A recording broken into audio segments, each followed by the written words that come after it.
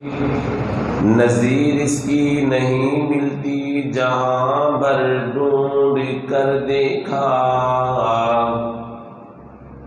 مسیر اس کی نہیں ملتی جہاں بر ڈھونڈ کر دیکھا، کیوں نہ ہو یکتا یہ کلام رب رحمان ہے۔ حضرات محترم، رب العالمین کا جس قدر بھی شکریہ ادا کیا جائے کم ہے کہ جس کی سچی بارگاہ میں ہم سب حاضر ہیں۔ ہر قسم کی حمد و ثنا، ہر طرح کی تعریف، توصیف، عبادات، سجدہ، سجود، نذر و نیاز صرف اور صرف ایک اللہ وحدہ لا شریک لہ کی ذات کے لیے خاص ہے، جو رب العالمین پوری کائنات کا خالق بھی ہے، مالک بھی ہے، رازق بھی ہے، داتا بھی ہے، دستگیر بھی ہے، گنج بخش، فیض عالم، غریب نواز، لجپال، کارساز، کار مختار، مختار کل اور سپر پاور ہے، جس رب العالمین نے پوری کائنات کو بنایا بھی اور بہت اچھے انداز سے ساری کائنات کا نظام چلانے والا بھی ہے،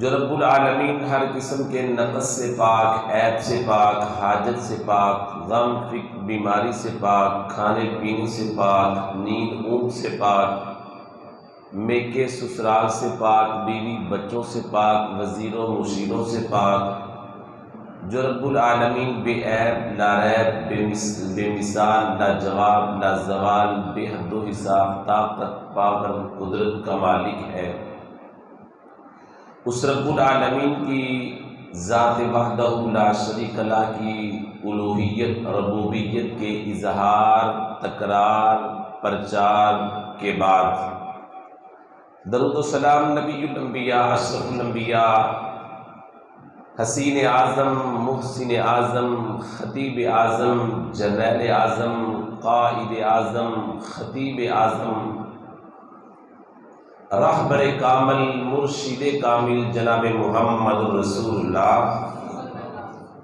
جناب محمد الرسول اللہ۔ ماشاءاللہ آپ سبھی محبت والے، ذوق والے بیٹھے ہو، لیکن کم از کم رسول رحمت کا نام سن کے بخل کا مظاہرہ نہیں ہونا چاہیے۔ جب بھی، جہاں بھی، جس جگہ بھی آپ کے کانوں میں رسول رحمت کا نام مبارک سننے کا موقع مل جائے، فوراً بغیر کسی سوچے سمجھے، بغیر کسی توقف کے آپ کے دل میں سرور آنا چاہیے، آپ کی آنکھوں میں نور آنا چاہیے اور آپ کی زبان پہ درود آنا چاہیے۔ جناب محمد رسول اللہ، جناب محمد رسول اللہ۔ دیکھیں، اس کو آج پہلا سبق سمجھ لیں۔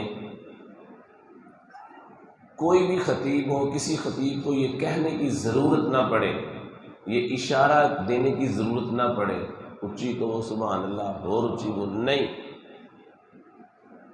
خطیب کو چاہیے، میرا یہ مشورہ ہے کہ خطباء کو چاہیے کہ بات بیان کرتے کرتے وقفہ دیں، تسلسل کے ساتھ بات ہو رہی ہے تو پیغمبر رحمت کا نام لے کر تھوڑا سا توقف دیں، سبھی لوگ خود ہی بلند آواز سے کہیں صلی اللہ صلی اللہ صلی اللہ علیہ وآلہ وصحبہ وسلم۔ حضرات، ہم اپنے رب العالمین کی بارگاہ میں عرض کرتے ہیں، التجا کرتے ہیں، منت کرتے ہیں کہ اے رب العالمین اپنی انگیت بے شمار اور لا تعداد رحمتیں، شفقتیں، انوارات و تجلیات کی برکھا نازل فرما۔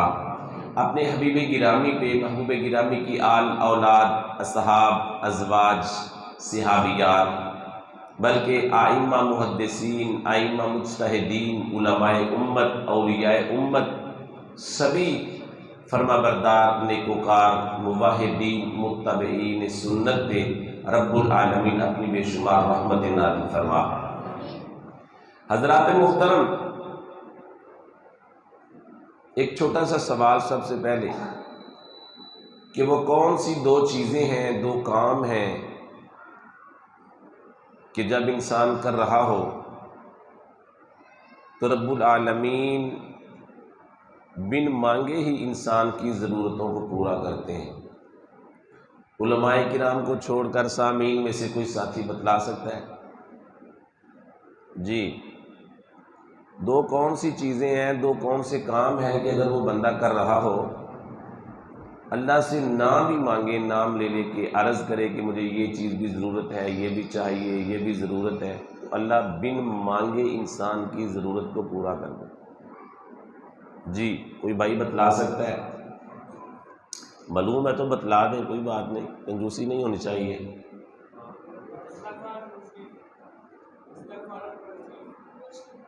جی ماشاءاللہ، بہت اچھی بات ہے۔ سب سے پہلی بات ہے کہ جو بندہ قرآن مجید پڑھ رہا ہو وہ نام بھی مانگے۔ یوں سمجھ لیں کہ ایک آدمی اللہ سے دعا مانگ رہا ہے، دوسرا قرآن پڑھ رہا ہے۔ جو قرآن مجید پڑھ رہا ہے اس کی دعائیں مانگ نہیں رہا، لیکن اس کی ضرورتیں رب العالمین بن مانگے ہی پوری کر دیتے ہیں۔ کہہ دیں سبحان اللہ۔ ٹائم کافی ہو چکا ہے، اللہ خیر کرے، بات ذرا چلتی جائے۔ حضرات، جب انسان ایک دعا کرتا ہے مالک اپنی رحمت فرمائے، مالک اس کی دعا کو قبول کرے، فوراً کرے، بعد میں کرے، اس کے عوض کوئی اور نعمت دے دے، وہ ایک اور شیڈول ہے مالک کا۔ مگر جو انسان قرآن مجید پڑھتا ہے یا پیغمبر رحمت کی ذات پہ درود پڑھتا ہے تو رب العالمین اس کی ضرورتوں کو بن مانگے ہی مکمل کر دیتے ہیں۔ حضرات، یہ قرآن مجید ہے، سب سے پہلے اس کا نام ہے قرآن۔ قاف کے اوپر کیا پڑھنا ہے؟ پیش۔ کیا پڑھنا ہے؟ کئی بات ہم میں قرآن شریف یار قرآن فلانا موڑی بڑا سونا قرآن پڑھ دا، تو ہم قرآن شریف قاف کے اوپر زبر بھی پڑھ دیتے ہیں۔ زبر نہیں، اس کا بھائی سب سے پہلے اس کا نام ہمیں صحیح آنا چاہیے۔ اس کا نام ہے قرآن مجید۔ قرآن کا معنی کیا ہے؟ اس کی میننگ بھی ذرا سوچ لیں۔ بہت زیادہ پڑھی جانے والی کتاب، بہت زیادہ بار بار پڑھی جانے والی۔ مثلاً ہم پنجابی لوگ ہیں یا اردو دان ہیں یا عربی ہیں یا جو بھی جس بھی ہم زبان سے تعلق رکھتے ہیں، ہم اپنی زبان میں لکھی ہوئی کتاب کو اتنا نہیں پڑھتے۔ مثلاً ہم کہتے ہیں جی بابا جی محمد لکھوی رحمہ اللہ نے قرآن مجید کی تفسیر لکھی پنجابی میں، ٹھیک ہے۔ بابا جی عبد الوارث شاہ، یہ ہمارے پڑوسی، انہوں نے کتاب لکھی ہیر۔ اگرچہ بہت فرق ہے، کہاں ہیر اور کہاں قرآن مجید کی تفسیر، یہ بھی اپنے اپنے مقدر کی بات ہوتی ہے۔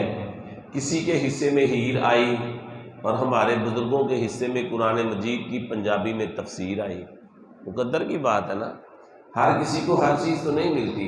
بہرحال ہم پنجابی میں کوئی بھی کتاب، کوئی بندہ کہے ہاں یار میں پڑھی ہے 15 سال پہلے، اپنی زبان ہے، اس کو بار بار نہیں پڑھا جاتا، بار بار ہم نہیں سنتے، کیونکہ اس میں وہ کشش نہیں ہے، اس میں وہ جامعیت نہیں ہے، اس میں وہ علوم و معارف کے خزانے نہیں ہیں، اس میں اتنی تسکین نہیں ہے، اطمینان نہیں ہے، اس کے پڑھنے سے اتنا سکون نہیں ملتا کہ جتنی یہ قرآن مجید کتاب کو پڑھ کے سکون ملتا ہے۔ ہماری اگرچہ زبان نہیں ہے مگر یہ افضل کتاب ہے، افضل کتاب ہے۔ اور یہ بھی یاد رکھیں، اس قرآن مجید کو بار بار بار بار بار بار پڑھی جانے والی کتاب۔ دیکھیں قرآن مجید کو پڑھنے والے جو بھی ہو، مولانا حقانی صاحب ہوں، قاری زبیر صاحب ہوں، کوئی بھی، جناب حافظ فیصل صاحب ہو، حافظ رحمت اللہ صاحب ہو، حافظ بلال صاحب ہو، حافظ عبداللہ صاحب، کوئی بھی ہو، قرآن پڑھنے والا قرآن پڑھ رہا ہو، دل میں ایمان کی شمع ہو، یقین جانیے کہ انسان تھکتا نہیں ہے۔ بلکہ کئی بار یوں ہوتا ہے کہ بس بھئی وہ قرآن پڑھتے جائیں، یہ بندہ قرآن پڑھتا جائے، ہم سنتے جائیں، یہ پڑھتا جائے، مومن تھکتا نہیں ہے۔ دیکھیں دنیا کی ضروریات ہیں، معاملات ہیں، ڈیوٹیاں ہیں، انسان ہے، تھک جاتے ہیں، مگر مومن کا جی نہیں بھرتا، دل نہیں بھرتا۔ یہ دنیا کی ضروریات معاملات ہے کہ انسان کا جسم جواب دے جائے، آنکھوں پہ نیند کا غلبہ آ جائے، وہ اور بات ہے، مومن کا دل نہیں بھرتا۔ حضرات یہی وجہ ہے یہ قرآن کی جامعیت، قرآن علوم و معارف کا خزانہ۔ اور یہ بھی یاد رکھیے، تورات بھی حالانکہ رب العالمین نے نازل فرمائی، زبور بھی اللہ نے بھیجی، انجیل بھی اللہ نے اتاری، صحف ابراہیم بھی اللہ نے بھیجے، صحف موسیٰ بھی اللہ نے نازل فرمائے، مگر اس قرآن کو اتنا شان کیوں ملا؟ بھئی وہ باقی ساری کتاب الہی ضرور ہیں مگر کلام الہی نہیں ہے۔ اگر کلام الہی کسی کو کہا جا سکتا ہے تو وہ صرف قرآن مجید ہے۔ وہ صرف آپ قرآن مجید کی تلاوت کرتے ہیں تو گویا آپ صرف نبی الانبیاء کی سنت ہی نہیں بلکہ اللہ کی سنت ادا کر رہے ہوتے ہیں۔ یہ بعین ہی وہی الفاظ ہیں جو رب العالمین کے اپنے تلاوت شدہ ہیں، اپنی کلام ہے حضرات، یہ کوئی معمولی سی چیز نہیں ہے۔ تو یہ قرآن مقدس کو پڑھنا، سیکھنا، سمجھنا، عمل کرنا بہت عظمت کی بات ہے، بہت شان اور سعادت کی بات ہے حضرات۔ مگر بڑے ہی افسوس کے ساتھ کہنا پڑتا ہے کہ آج ہم میں کتنے ہی احباب، کتنے ہی ہمارے بھائی، کتنے ہی بزرگ، کتنی ہی معززات بہنیں ہیں، اگرچہ الحمدللہ بڑا ذوق ہے، بڑا شوق ہے، یہاں تو آپ کے پاس تو ماشاءاللہ موجود ہیں، آپ کے مدرس و امام ماشاءاللہ پڑھے لکھے ہیں، اور خواتین کے لیے بھی سیدنا فاروق اعظم رضی اللہ عنہ بڑے غصے میں کہنے کہ تو مسلمان ہے، سوال مجھ سے کر رہا ہے اور کتنا لمبا چوڑا تعارف کروا رہا ہے کہ میں فلاں خاندان سے ہوں، فلاں ہوں، فلاں ہوں، فلاں ہوں۔ سمپل سی بات ہے، تو مسلمان ہے، قرآن پڑھا ہے، اور تو کہہ رہے نہیں پڑھا۔ وہ کتنا بے نصیب آدمی ہے۔ معاملات، پریشانیاں، غربت، امیری، مقروض ہونا کوئی بات نہیں، اللہ معاف فرمائے، اللہ ہر کسی کو بچائے، لیکن یہ قرآن کیوں نہیں تو نے آج تک پڑھا؟ کہتا ہے جی بس مسٹیک ہے۔ کہتے ہیں مسٹیک؟ اتنی بڑی مسٹیک، اتنی بڑی غفلت، یہ کوئی چھوٹی سی بات ہے؟ فوراً بلایا ایک قاری صاحب کو، کہتے ہیں اس بندے کو پکڑ لے، اس کو کہنے لگے کہ تو نے اس کے پاس رہنا ہے، جتنے دن تک، جتنے مہینوں تک تو قرآن کو پڑھ نہیں لیتا، سیکھ نہیں لیتا، سمجھ نہیں لیتا، تیرا کھانا پینا رہائش سارا بندوبست میرے ذمے، تو قرآن مقدس کو یاد کر، اس کو پڑھ، اس کو سمجھ، اس کے مفاہیم کو سمجھ، تو یہ کام کرنا تیری ڈیوٹی ہے، تیرا قرضہ اللہ کی رحمت سے ادا ہو جائے گا۔ سمجھ آ رہی بات؟ تو اتنی دیر تک جا نہیں سکتا، قرضہ تیرا ہمارے ذمے ہے، لیکن تو نے قرآن پڑھنا ہے۔ بھئی ہم میں سے کتنے لوگ مسلمان ہیں، ہم قرآن کو سمجھتے نہیں، پڑھتے نہیں، گھروں میں کتنے۔ دیکھیں پیغمبر رحمت نے فرمایا جو انسان قرآن نہیں پڑھتا اس کی مثال ایسی ہے جیسے مردہ ہوتا ہے، اور جو قرآن پڑھتا ہے اس کی مثال ایسے جیسے زندہ ہوتا ہے۔ اب ایک انسان چل پھر رہا ہو، ایک ڈیڈ باڈی ہو، اس میں فرق ہی کوئی نہیں ہے، بتائیں جی۔ اور ہمارے بھائی کتنے ہی ہیں وہ آرام سے کیا دیتے ہیں، ابا جی میں نا قرآن نہیں پڑھیا، بھی اب پڑھ لو، اب کیا ہو گیا؟ کئی 80 سال کی عمر میں قرآن پڑھ لیتے ہیں، پھر کیا ہوا؟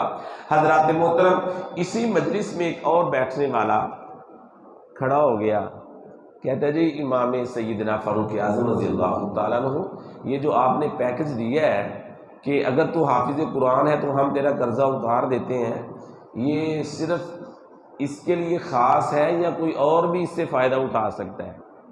فرمانے لگے بتاؤ۔ کہتا جی میرے اوپر اتنا قرض ہے، تو آپ نے اس سے پوچھا تھا کہ تو قرآن پڑھا ہوا ہے، تو میرے اوپر اتنا قرض ہے، تو عرض یہ ہے کہ میں الحمدللہ قرآن مجید کو جانتا ہوں، آپ مجھ سے سوال کیجئے، جہاں سے دل چاہتا ہے مجھ سے پوچھ لیجئے، اگر مجھ کو آ جائے تو میرا قرض اتار دینا، اگر نہ آئے تو نہ صحیح۔ کہنے لگے ٹھیک ہے، اس سے 1 2 3 سوال پوچھے، اس سے آ گئے، سیدنا فاروق اعظم رضی اللہ تعالیٰ نے اس کا قرضہ ادا کر دیا۔ ہم بھی تو ایسا کر سکتے ہیں نا بھئی، قرآن کی برکت سے بڑے بڑے معاملات حل ہو جاتے ہیں۔ قرآن کوئی معمولی سی کتاب نہیں۔ یہ انڈیا کی بات ہے، دہلی کا چوک تھا، ایک پادری نے آ کر دعویٰ کیا، کہنے لگا مسلمان کہتے ہیں کہ ہماری کتاب سچی ہے، ہمارا یہ دعویٰ ہے کہ انجیل سچی ہے، اگر مسلمانوں میں کوئی اتنا ہمت والا بندہ ہے تو آئے میرے سامنے۔ میں نے بازو کھڑا کیا ہے، وہ آئے اور آ کر اپنی کتاب قرآن کو آگ میں پھینکے، میں اپنی انجیل کو آگ میں پھینکتا ہوں، تو جو سچا ہوگا اس کی کتاب بچ جائے گی، جو جھوٹا ہوگا اس کی کتاب جل جائے گی۔ یہ ہمارے بھی پاکستان میں نا ایسی شرطیں لگا کرتی ہیں، وہ جی لاڑکانہ سندھ میں ایسے ہوا، وہ جی گریانہ کے پاس ایک گاؤں ہے وہاں ایسے ہوا، وہ جی آگ جلانے ہیں تے ਉਹਦੇ ਵਿੱਚੋਂ ਛਾਲ ਮਾਰਨੀ ہے تے لنگنا ہے تے جڑا سچا ہوئے گا وہ بچ جائے گا تے جڑا جھوٹا ہوئے گا وہ واقعات آپ نے سنے ہوں گے بھی سب سے پہلی بات یہ ہے، یہ بات ذہن میں رکھیں، آگ کا عذاب بھی کسی کو نہیں دینا چاہیے اور آگ کی شرط بھی نہیں لگانی چاہیے۔ آگ کی شرط بھی، صحیح البخاری کی ایک روایت ہے، چند اصحاب کا ایک قافلہ جا رہا تھا، راستے میں کوئی معاملہ ہو گیا، کوئی نافرمانی کر دی تو کسی بات پہ غصہ آ گیا، امیر صاحب کہنے لگے جی لکڑیاں اکٹھی کرو، جنگل میں سے لکڑیاں اکٹھی کی گئیں، آگ جلا دو، آگ جلا دی گئی، کہنے لگے اب سب اس میں چھلانگیں لگا دو، سب اس میں۔ وہ بندے سوچ میں پڑ گئے، کہنے لگے امیر صاحب آگ سے بچنے کے لیے تو مسلمان ہوئے ہیں، اگر ہم نے آگ میں ہی جانا ہے تو پھر ہمیں مسلمان ہونے کا کیا فائدہ، یہ کام ہم نہیں کریں گے۔ آپ امیر صاحب ضرور ہے لیکن یہ کام ہماری عقل میں نہیں آ رہا، یہ کوئی دین اسلام کے منافی کام لگ رہا ہے۔ واپس پہنچے، رسول رحمت کو بتلایا، سرکار امیر صاحب ہم سے ناراض ہو گئے راستے میں کسی بات پہ، انہوں نے ہمیں حکم دیا کہ لکڑیاں اکٹھی کرو، ہم نے اکٹھی کی، کہنے لگے جلا دو، ہم نے آگ لگا دی، کہنے لگے اس میں چھلانگیں لگا دو، ہم نے کہا جی ہم چھلانگیں نہیں لگائیں گے، آگ سے بچنے کے لیے تو مسلمان ہوئے ہیں، اتنے مصائب، اتنی آلام، اتنے تانے تکلیفیں، مصائب برداشت کر رہے ہیں، اگر ہم نے آگ میں ہی جانا ہے تو پھر وہی کام ٹھیک تھا۔ کیا خیال ہے جی؟ پھر مسلمانوں نے کہا ہمیں کیا فائدہ ملا؟ پیغمبر رحمت نے فرمایا لو دخلوا فیہا ما خرجوا منہا، اگر تم اس آگ میں چھلانگ لگا دیتے تو تم اس سے نکلتے نہ، اسی آگ سے پھر جہنم کی آگ میں منتقل ہو جاتے۔ حضرات بات کرنے کا مقصد یہ ہے کہ آگ کی شرط آپ نے نہیں لگانی۔ یہ اس کی بات ہے کہ عیسائی پادری نے جو چیلنج کیا نا، کہنے لگا جناب بات یہ ہے کہ تم اپنے قرآن کو لے کے آؤ، آگ میں پھینک دو، ہم اپنی انجیل کو آگ میں پھینک دیتے ہیں، جو سچا ہوگا اس کی کتاب بچ جائے گی، جو جھوٹا ہوگا اس کی کتاب جل جائے گی۔ مسلمانوں نے اس کا دعویٰ سنا، فوراً حضرت شاہ عبدالعزیز محدث دہلوی رحمہ اللہ کو بلایا، آپ چوک میں آئے، دہلی چوک میں، جی کیا معاملہ ہے؟ پادری کہتا ہے جی میرا اعلان تو سبھی نے سنا، کہنے لگے مجھے بھی سنا، کیا کہتا ہے؟ کہتا ہے جی میرا یہ دعویٰ ہے کہ یہ ہماری انجیل سچی ہے، تم کہتے ہو قرآن سچا ہے، تو میرا یہ خیال ہے کہ میں اپنی کتاب آگ میں پھینکتا ہوں، تم اپنا قرآن آگ میں پھینکو، جو سچا ہوگا اس کی کتاب بچ جائے گی، جو جھوٹا ہوگا اس کی کتاب جل جائے گی۔ حضرت شاہ عبدالعزیز محدث دہلوی رحمہ اللہ فرمانے لگے تیرا ایمان شاید تجھے اجازت دے کہ تو اپنی کتاب کو آگ میں پھینک، میرا ایمان تو مجھے اجازت نہیں دیتا کہ میں اس کتاب کو آگ میں پھینکوں۔ بات یہ ہے تو اپنی کتاب کو اپنے سینے سے لگا اور میں اپنے قرآن کو اپنے سینے سے لگاتا ہوں، تو بھی آگ میں چھلانگ لگا، میں بھی لگا دیتا ہوں، تو پھر دیکھیں گے جو سچا ہوگا بچ جائے گا۔ حضرات دہلی کے چوک میں اسی پادری نے وہاں سے دوڑا اور دوڑتا جا رہا تھا اور یہ کہہ رہا تھا اگر کاش مجھے پتا ہوتا کہ شاہ عبدالعزیز محدث دہلوی جیسے دین کے قرآن کے سچے خادم موجود ہیں تو جس طرح میں اپنی انجیل کو کیمیکل لگا کے لایا تھا نا کہ اس کو اگر آگ میں پھینکا بھی جائے جس پہ آگ اثر نہ کرے، میں اسی طرح اپنے جسم پر بھی لگا کے کیمیکل آ جاتا۔ حضرات بالحق انزلناہ و بالحق نزل، یہ انتہائی کامیاب ترین، محفوظ ترین، سچی، جامع اور معیاری اور علوم و معارف کا خزانہ کتاب ہے۔ یہ کلام الہی ہے، اس کی برکات کتنی ہے، اس کی تسکین کتنی ہے، اس کے رب العالمین نے کتنا پیارا بنایا۔ حضرت اسید بن حضیر رضی اللہ تعالیٰ عنہ بیان کرتے ہیں ایک دن رات کا وقت تھا، ہمارا چھوٹا سا گھر تھا، ایک ہی کمرہ تھا، ایک طرف میری بیوی لیٹی، ایک طرف میرا بچہ یحییٰ سویا ہوا، ایک طرف ہماری سواری بندھی ہوئی تھی۔ میں نے چاہا یہ سوئے ہوئے ہیں میں قرآن کی تلاوت ہی کر لوں، کہتے میں نے قرآن مجید کو کھولا، اس کی تلاوت کرنا شروع کی، جو ہی میں ذوق کے ساتھ قرآن پڑھ رہا تھا، آپ کو پتہ ہے نا پیغمبر رحمت نے فرمایا تھا من شاء منکم ان یحدث ربہ فلیقرأ القرآن، تم میں سے جو کوئی چاہے میں اپنے خالق و مالک سے ہم کلام ہو جاؤں وہ قرآن کی تلاوت کیا کرے۔ حضرات محب گرامی کا یہ فرمان میرے ذہن میں آیا، میں نے قرآن مجید کو پڑھنا شروع کیا، جو ہی ذوق سے شوق سے میں نے قرآن کو پڑھنا شروع کیا، میری سواری نے اچھلنا کودنا شروع کر دیا۔ میں اپنے وجدانی کیفیت سے قرآن پڑھ رہا تھا، میری بیوی سوئی ہوئی ہے، بچہ سویا ہوا ہے، میں جی بھر کے قرآن کی تلاوت کر لوں، جیسے جیسے میں ذوق سے، شوق سے، وجد سے، ایمان و یقین کی جرأت سے، جیسے جیسے میں بڑے ہی ولولے کے ساتھ قرآن کو پڑھتا جا رہا تھا، میری سواری اور زیادہ اچھل رہی تھی۔ کہتے مجھے یہ خدشہ پیش آیا، خدشہ لاحق ہوا کہ کہیں میرا بچہ ہی جو ہے نا یہ مسل نہ دے، اس سواری کے اچھلنے سے میرا بچہ ہی فوت نہ ہو جائے۔ بیان کرتے ہیں میں نے قرآن مجید کو بند کیا، تلاوت کو ختم کیا، لیکن ہوا یوں، جو ہی میں نے قرآن کی تلاوت کو ختم کیا میری سواری نے اچھلنا کودنا بھی بند کر دیا۔ تھوڑی دیر کے بعد میں نے پھر قرآن مجید کی تلاوت شروع کی، پھر ایسے ہوا، تیسری بار کہتے ہیں پھر میں نے قرآن کی تلاوت شروع کی، پھر ایسا ہوا، کہتے ہیں میں بڑا غمگین ہوا، بڑا افسردہ ہوا، بڑے پریشان ہوا۔ میں نے کہا مالک کیا بات ہے، آج مجھ سے کون سا گناہ سرزد ہو چکا ہے، آج قرآن کی تلاوت نہیں ہو رہی، بار بار رکاوٹ پیدا ہو رہی ہے، اے مالک کیا معاملہ ہے، مالک مجھے معاف فرما، مالک مجھ پہ رحمت فرما، مالک مجھے اپنی رحمت کے ساتھ توفیق دے، رکاوٹ ختم کر۔ کہتے ہیں میں ایسے دعائیں کرتے کرتے نا میری آسمانوں کی طرف جب نظر اٹھی تو میں نے کیا میں نے کیا دیکھا، آسمان سے چھوٹے چھوٹے چراغ دیے ایسے ٹمٹما رہے تھے، نیچے کی طرف آ رہے تھے۔ میں بڑا حیران ہوا کیا ماجرا ہے۔ کہتا ہے میں نے جناب خیر لیٹ گیا، اذان ہوئی، فجر کی نماز کے لیے مسجد میں محبوب گرامی کے پاس حاضر ہوا۔ نماز پڑھنے کے بعد میں نے عرض کیا سرکار آج رات میرے ساتھ یوں ہوا، پہلی بار بھی قرآن کی تلاوت شروع کی، سواری کے اچھلنے کودنے کی وجہ سے بند کر دی، پھر دوسری بار، پھر تیسری بار۔ محبوب گرامی کیا وجہ ہے؟ فرمایا میرے اسید تو قرآن کی تلاوت پڑھ رہا تھا، تیرا ذوق، تیرا شوق اور تسکین اللہ کی رحمتوں کا نزول، تیری سواری خوشی کے ساتھ اچھل رہی تھی، خوشی کے ساتھ جو ہے وہ اچھل کود رہی تھی۔ اور رہی دوسری بات تو کہہ رہا ہے کہ میں نے جب آسمان کی طرف دیکھا تو وہاں سے نیچے چراغ ٹمٹما رہے تھے، دیے چل رہے تھے، شمع فیروزہ ہو رہی تھی۔ تلک الملائکۃ دنت لصوتک، اسید وہ چراغ نہیں تھے، وہ اللہ کے نوری ملائکہ تھے، وہ رحمتیں لے کے نیچے اتر رہے تھے۔